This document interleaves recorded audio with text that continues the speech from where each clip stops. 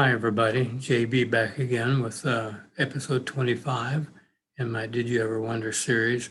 This one will be talking a little bit about the early history of the Fayetteville Public Library. Much of the information that I have from today comes from a handwritten document that the library has that we believe was written by librarian and genealogist Grace Keith. Just to let you know that in advance. Anyway, in March 16th, 1916, a city library was proposed, and the founder, that is, the president of the first Fayetteville Public Library Board, was Miss Julia Voss. It looks like it'd be Vole or something like that, but it's Voss. Julia Voss, who was at that time the U of A librarian. And I remember reading somewhere else that her father, Reverend J.J. Voss, who was an Episcopal minister, actually encouraged her to start up a city public library as well, given her experience up at the U of A and so forth. Anyway, so here's a picture of Miss Voss when she is older, and she's there at a dinner at the University of Arkansas around 1950, and she's speaking with Senator J.W. Fulbright there. Out of the picture, I cropped it out of the picture to the right, was Professor Walter Lemke. One thing I want to mention before I go on here is kind of a side thing, is that Miss Voss's sister, Catherine, married Admiral John S. McCain Sr., who is the grandfather of the Senator McCain that we all know, who passed not long ago, ran for president and stuff. Anyway, so that made Miss Voss the great aunt of Senator McCain, just a little local connection to a national figure. Anyway, so the first permanent location for the library was the old courthouse, the historic courthouse that exists still today. And they were in there from 1916 to 1927. They were given 2 rooms in the courthouse by Judge B.F. Campbell, and they worked around and made it into our first little public library. You can see the formal opening was on June 16th, 1916, in that courthouse, as I said, with 2 rooms. And it was fun reading that document. It said the first book available was the novel Westward Ho by C. Kingsley. I guess that's a novel. I believe it is, by C. Kingsley. It's kind of neat to know the name of the very first book they had available. Anyway, it had a lot of struggles in the beginning, lots of struggles. And one of those was, as I've talked in my other presentations, not in these Did You Ever Wonder, but in my 1918 influenza presentations, the library just getting started was closed in both 1918 and 1920 briefly by the influenza epidemic then. And it struggled mightily economically in the beginning, and they had Save the Library campaigns in 1920, 1922, 1925, all kind of different things. And at the end of 1926, they actually closed their doors, but they got enough sponsors and people to join that they were able to reopen in January 1927, which is a watershed moment, because without that, who knows what we'd have had without them surviving as a library. And from in 27, I think it was a different judge, but then they kind of kicked him out of the courthouse because they needed the space. And so from 27 to 37, 1927, 1937, the Fayetteville Public Library was in the Sturman home.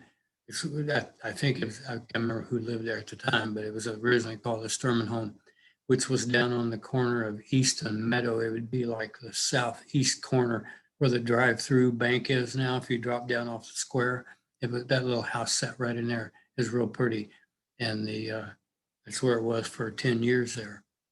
And the librarian during these early years, the main one for a big stretch in there, was Lila Rolston. You might recognize that last name because Rolston Avenue down there by Dixon Street, near where Jug Wheelers used to be, that's her family. And interesting that I discovered that she actually went to the University of Illinois for her college, but she came back home and was basically our first librarian for many, many years. Anyway, so after the 10 years over there in the little Sturman house, the library moved to the Wolf building, which I've talked about a number of times, library. That's the city admin building today. And they were up on the second floor from 1937 to 1962. So this matches exactly the time I was growing up. And I bet you a lot of you guys too, at least some of you. And I have all kinds of great memories of being up there when I was a little kid, discovered sports and biographies. I went on a rampage of those. When I was a teenager, I went on a rampage of sci-fi. You guys that are library fans, you've been through the same kind of things. But anyway, that's where it was all the time when I was a kid. It was up on the second floor of the admin building. And anyway, I moved out there in 62.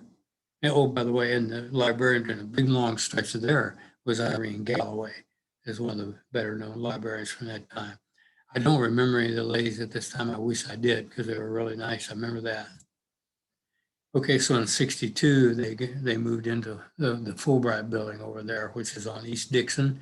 We're kind of catty-cornered from the headquarters house. Well, actually, this is right at Washington, I should say, but a little bit down there. It's right next to the parking lot by the current new Washington County Courthouse. Anyway, so that's the Fulbright building, and they were in there from 62 to 2004.